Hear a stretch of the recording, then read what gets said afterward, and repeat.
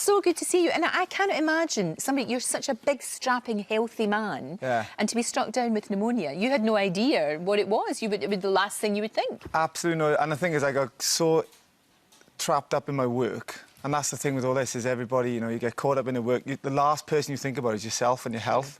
And I was in the middle of Panto. I thought I had a cold. People were telling me, you got a man flu, man up, get over it.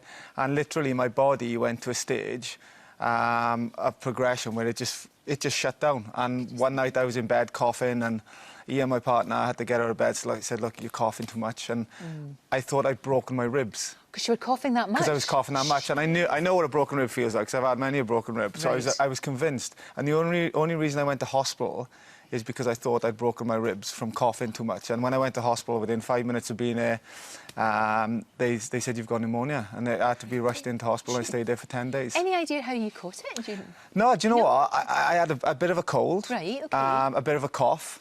And I kind of just thought, I'll get over it. My body will get over it. I haven't got time to get it sorted. I know haven't got time to... We all do. And the thing is, especially this time of year with the weather's changing, and I just thought, you know what, I'm strong enough, I'm healthy enough, I'm fit enough. We do that, don't we? We all do it. And but also, I think you think of pneumonia as being something for maybe somebody that's a bit fragile, or somebody that's under the weather anyway, or maybe an elderly person. You don't think of it as an illness that's going to affect somebody like yourself? No, when they told me I had pneumonia, I was in shock, because I was like, well, I can't have pneumonia. I'm 40 years of age, I'm extremely fit, I have nothing wrong with me. How can I have pneumonia?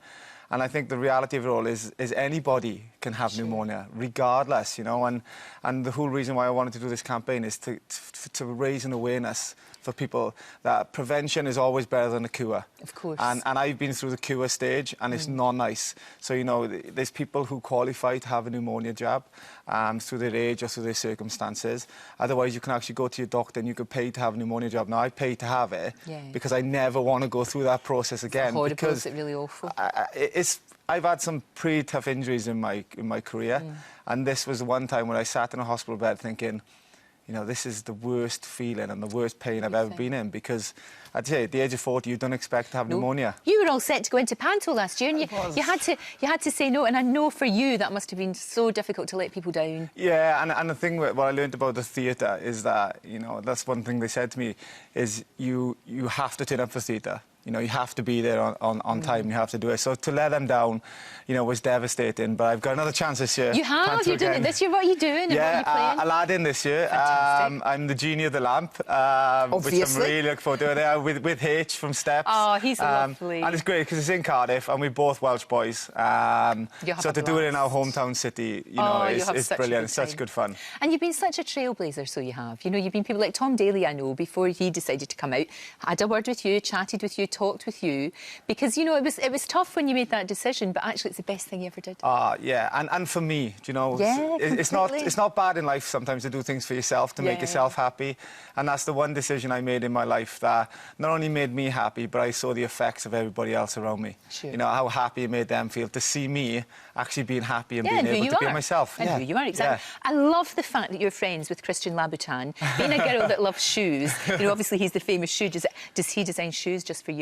Well, I've got there's a range called, my nickname is Alfie. There's a Louboutin range called Alfie, which is pretty cool. It's beyond cool. It's beyond cool. We'll see if we can get a range called Lorraine. Oh my God, that would be the dream. Can you imagine? But it's great. I mean, I can't imagine two people would have not that much in common, but you clearly do. Well, but you love shoes. Yeah, like I said, when you put your shoes on today, they're great. I love shoes, but again, I think that sometimes is what's interesting, is that you think you never have something in common with someone, and then you get to know them and think, wow, actually, do you know what? You know, we all see people for this maybe facade, but the reality of getting to know someone, they can be a completely different person than they're perceived to be.